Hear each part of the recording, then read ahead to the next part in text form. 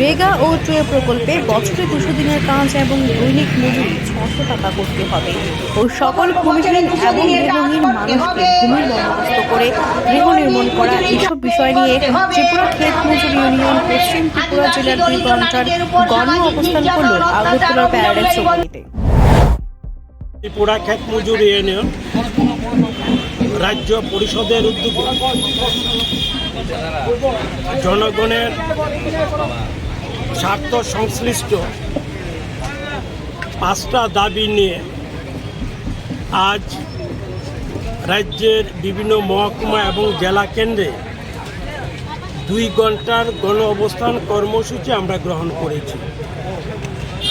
এই যে কর্মসূচি, সে কর্মসূচিতে যে 5টা দাবি আমরা গ্রহণ করেছি এই গণ অবস্থান কর্মসূচির জন্য, এই দাবিগুলো হচ্ছে রেগা ও টুয়েপে বছরে 200 দিনের শ্রম দিবস সৃষ্টি করতে হবে, দৈনিক মজুরি 600 টাকা করতে হবে।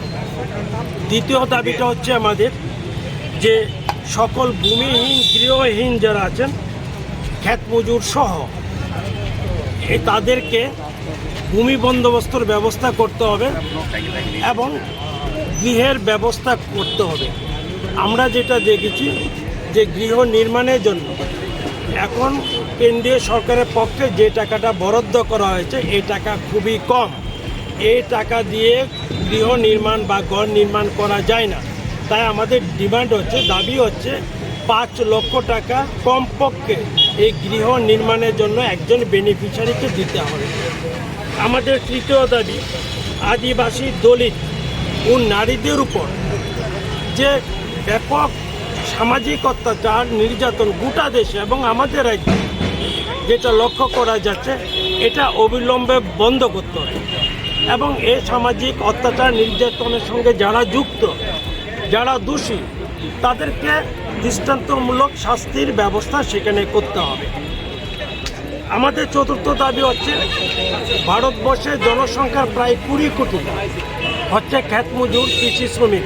তাদের জন্য একটি সুসংহত কেন্দ্রীয় আইন সেখানে প্রণয়ন করতে হবে।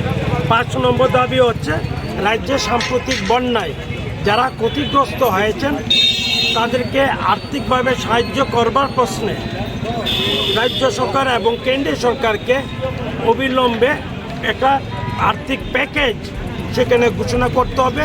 এই দুটো সরকারকে, কেন্দ্র এবং রাজ্য সরকারকে বন্যা দুর্গত মানুষগুলোর পাশে সেখানে দাঁড়াতে হবে।